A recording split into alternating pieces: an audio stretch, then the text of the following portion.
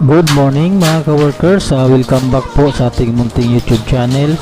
For today's video nga pala mga ka-workers ay gagawa po tayo ng filter sa kanyang lynching chamber mga ka-workers. Filter po, ganito po yung pamamaraan namin sa paggawa namin ng filter sa aming ginagawang septic tank mga ka-workers, para mas madali siya, kasi mahirap kasi pag inaktual mo doon sa pag-asintada mga ka-workers, kasi ang lapad lang kasi niya as 3 cm lang po mga ka-workers pahaba. Kaya naisipan namin na ganito na lang ang gagawin namin. Lalagyan lang namin ng number 1 na PVC na pang electrical na PVC mga ka-workers. Mga ka-workers, paki-comment naman po ako sa kung ano yung mga pamamaraan ninyo na ginagawa nyo sa inyong mga septic tank mga ka-workers, para malaman din namin kung ano ba ang diskarte ng mga ginagawa ninyo mga ka-workers. Kung mga ka-workers, kung bago pa lang kayo pala napadpad dito sa aming munting YouTube channel, huwag nyo naman pong kalimutan na paki-like, share at paki-subscribe na rin po mga ka-workers, at pindutin nyo na lang po ang notification bell para maging updated po kayo sa mga bagong ina-upload namin na mga video. Ayan po mga ka-workers, sundan nyo lang tong video na to.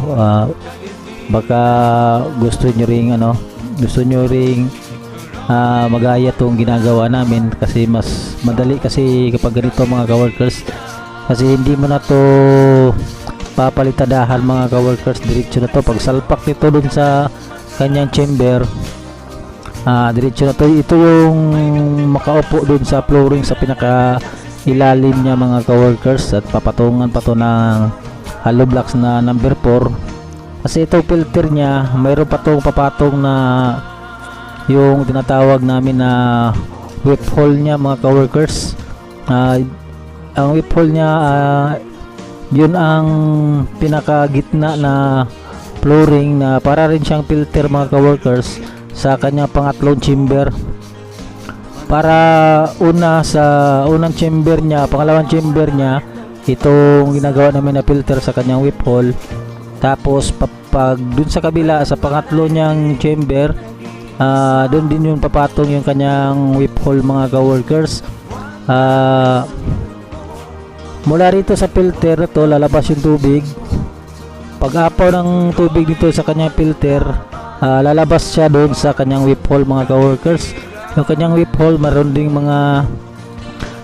mga butas mga ka-workers, tapos nilalagyan siya ng malalaking bato, isang layer ng puro bato na malalaki mga ka-workers, tapos saka siya lalagyan ng mga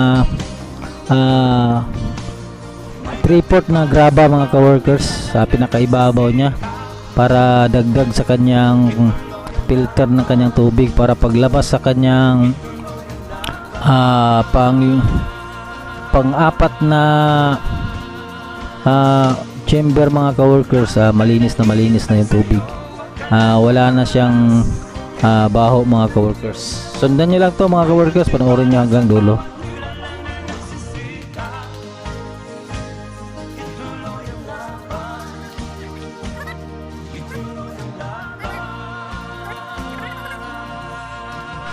Ganito lang kami pag nagawa ng filter sa filter ng septic tank namin guys.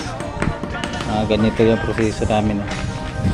Bukas ito, pag tuyo nito guys, salpak ka to doon sa sa pinaka huling chamber guys. Yung pangalawang chamber niya, salpak to doon. Ito yung magiging pinaka filter niya sa kanyang tubig guys.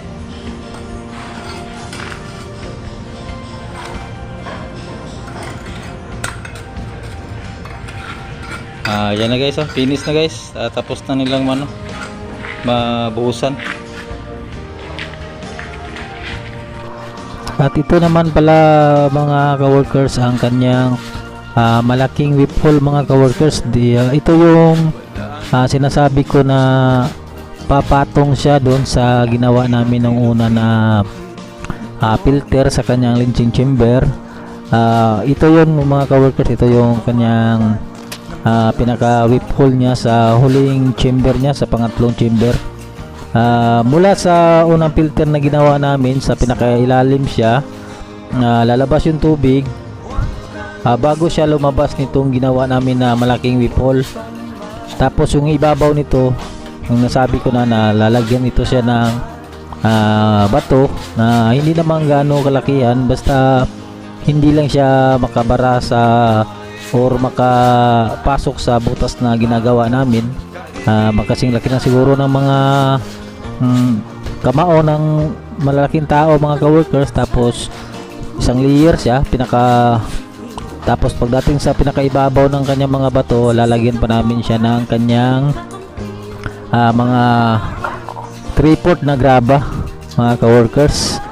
Bago siya lalabas doon sa pinakamaliit na chamber na parang basin na siya mga ka-workers. Pero yung kanyang basin mga ka-workers, mula dito sa kanyang malaking whip hole na tubig, paglabas doon sa kanyang basin, mayroon na namang panibagong ganito mga ka-workers na filter na gagawin namin, pero maliit na lang siya, 60 by 60 na lang siya. Tapos ang nasa ibabaw nun niya mga ka-workers ay uling na lang mga ka-workers. Lalagyan siya namin ng maraming uling hanggang sa kanyang pinakatakip ng kanyang basin niya mga ka-workers, at saka yung pinakailalim ng kanyang uling, at saka yung kanyang filter. Doon nakaabang yung number 4 na PVC pipe namin mga ka-workers. Yung PVC pipe na yun na nakaabang sa ilalim, yun na yung PVC na pupunta doon sa malalaking drainage mga ka-workers dito sa ginagawa namin na bahay.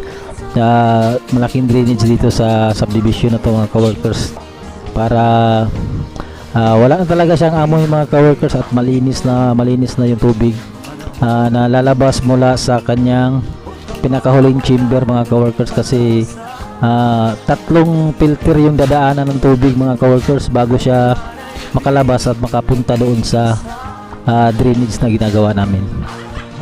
Kaya mga ka-workers, panoorin nyo lang hanggang sa dulo tong pangalawang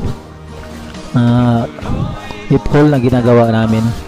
I-upload ko nga pala ang full video nito mga ka-workers, mula sa paggawa namin, preparasyon namin ng aming septic tank hanggang sa pag-set up nito, hanggang pagkatapos mga ka-workers, pakita ko sa inyo para makikita nyo rin kung saan namin to inilagay at saan namin to dapat ma-set up namin ng mabuti mga ka-workers. Maraming salamat mga ka-workers sa wala nyo sawang suporta at panonood sa aming mga video. At ulitin ko mga ka-workers, kung bago nga pa lang kayo napadpad dito sa aming munting YouTube channel, huwag nyo naman po kalimutan na pakisubscribe po mga ka-workers, at malaking tulong po yan sa aming channel mga ka-workers. Tatanamin po namin ng malaking utang na loob yan sa inyo mga ka-workers. God bless po sa inyong lahat. Ingat po tayo palagi mga ka-workers. Laban lang po tayo sa hamon ng ating buhay. Bye bye.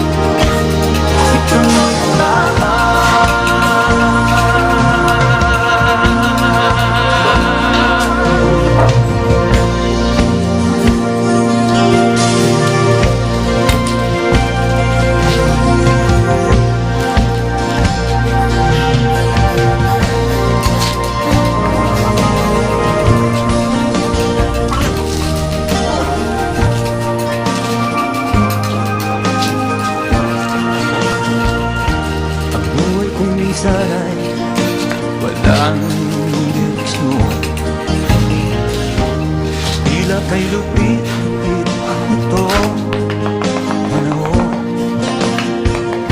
Huwag kang mawawalan ng pag-asa,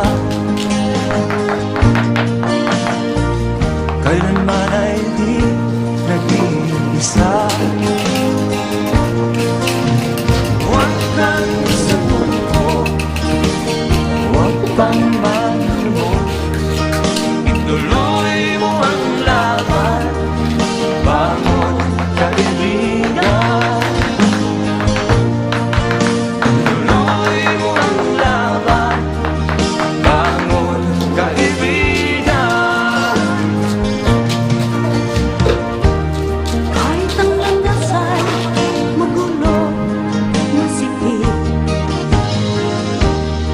pagsisikap mo ay kakamtin ang nais.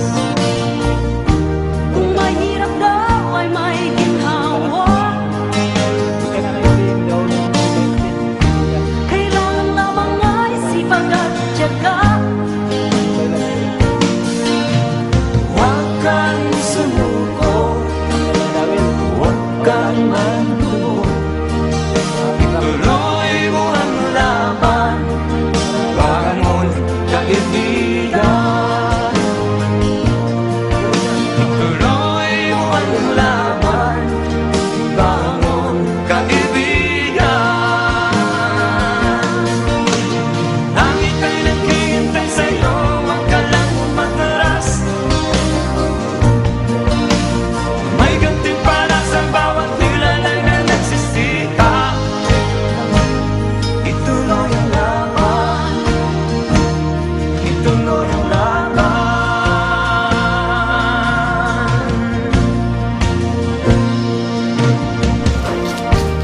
Buhay kong minsan ay walang direksyon. At tila kay lupit ito panahon.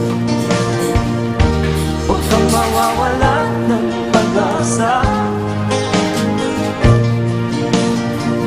Kailanman ay di nag-iisa. Huwag kang